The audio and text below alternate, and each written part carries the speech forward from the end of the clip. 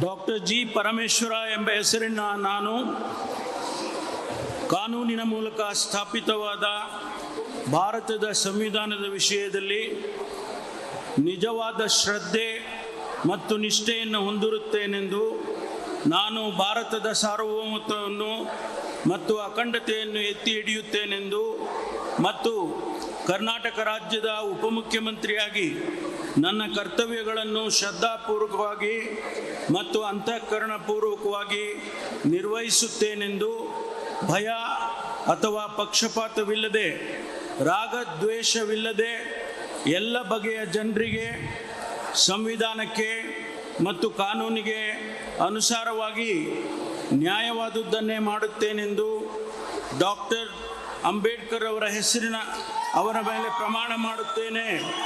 ಶ್ರದ್ಧಾಪೂರ್ವಕವಾಗಿ ಪ್ರತಿಜ್ಞೆ ಮಾಡುತ್ತೇನೆ.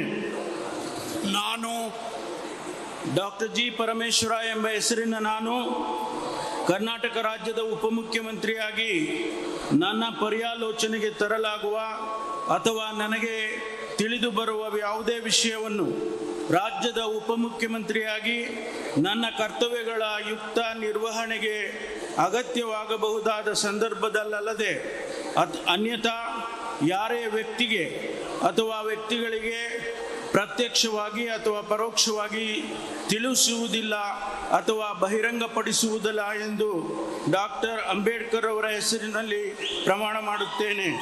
ಶ್ರದ್ಧಾಪೂರ್ವಕವಾಗಿ ಪ್ರತಿಜ್ಞೆ ಮಾಡುತ್ತೇನೆ. ಧನ್ಯವಾದಗಳು.